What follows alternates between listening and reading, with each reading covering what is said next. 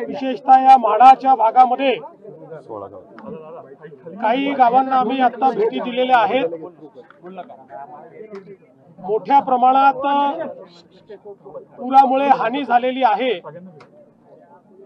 शेतीचं तर नुकसान आहेच, पण घरांमध्ये पाणी गेल्यामुळे अन्नधान्याचं घरातल्या सामानाचं देखील मोठ्या प्रमाणात नुकसान झालंय। आता आपण ज्या ठिकाणी आहोत तिथे मागच्या भागामध्ये जवळपास एक पूर्ण वसाहत जी आहे छोटी ती पाण्याखाली बुडलेली आहे। 22 लोकांना रेस्क्यू देखील एनडीआरएफने केलेला आहे। मुळात एनडीआरएफने चांगल्या प्रकारे हे रेस्क्यू ऑपरेशन या ठिकाणी चालवलं आहे। नागरिकांमध्ये फार चिंता आहे, आक्रोश आहे, कारण मोठ्या प्रमाणात नुकसान झालेलं आहे। राज्य सरकारच्या वतीनं आम्ही तातडीनं मदत सुरू केली आहे। कालही आम्ही जवळपास 2000 कोटी रुपये रिलीज केलेले आहेत आणि शेतकऱ्यांना तर आम्ही मदत करणारच आहोत, पण त्यासोबत आम्ही ज्यांच्या घरांचं नुकसान झालेलं आहे, ज्यांच्या अन्नधान्याचं नुकसान झालं आहे, अशांना देखील आम्ही मदत करणार आहोत।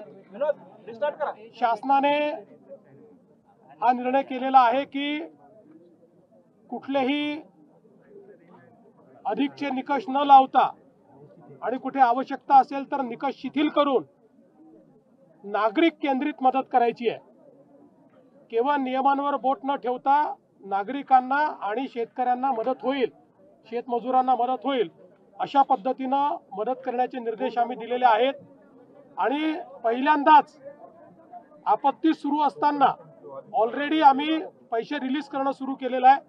दिवाळीच्या पूर्वीच आम्ही सगळ्यांना या ठिकाणी मदत करणार आहोत। ओला दुष्काळ ही आपली बोलीभाषेतली टर्म आहे, पण पावसामुळे जे जे नुकसान झालेलं आहे ते सगळ्या नुकसानाची भरपाई आणि साधारणपणे टंचाईच्या परिस्थितीमध्ये आपण शेतकऱ्यांना ज्या सवलती देतो त्या सवलती अशा सगळ्या आम्ही द्यायचा निर्णय केलेला आहे। त्याच्यामुळे सगळ्या प्रकारच्या सवलती आम्ही देऊ। तातडीची मदत हा महत्त्वाचा विषय आहे। ती तातडीची मदत पहिल्यांदा शेतकऱ्याच्या खात्यामध्ये देण्याचं काम आम्ही करू आणि केंद्र सरकारही मदत करणार आहे।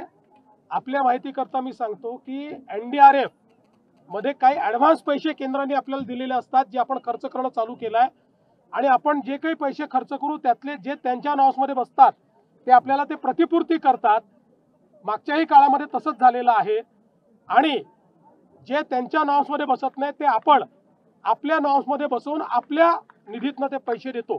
त्यामुळे या ठिकाणी काल मंत्रिमंडळात चर्चा झालेली आहे आणि याकरता जो काही निधी लागेल तो देण्याचं आश्वासन हे मंत्रिमंडळाने दिलेलं आहे। त्यातनं 160% भरलेला असताना पाणी आधी सोडलं नाही आणि अचानक एकदम पाणी सोडून दिल्यामुळे हा फटका बसला। असं आहे की पाण्याच्या संदर्भात पाऊस हा ढगफुटीसारखा जेव्हा होतो त्यावेळेस रेग्युलर नियोजनाने पाणी सुटत नाही। तथापि या संदर्भातही आम्ही काही कुठे कोणी चूक केली आहे का, पाणी योग्य वेळी सोडलं नाही का, तपासून बघू। पण हा पाऊसच अशा प्रकारचा आहे की ज्याच्यामध्ये रेग्युलेटेड फ्लो करणं पॉसिबल नाहीये। रेग्युलेटेड फ्लो केला तर दुसऱ्या बाजूला अजून मोठा पूर येऊ शकतो आणि म्हणून त्या दृष्टीनं हा काम केलं आणि अनरेग्युलेटेड कॅचमेंट जे आहे त्याच्यामध्येही ढगफुटीसारखा पाऊस झालेला आहे।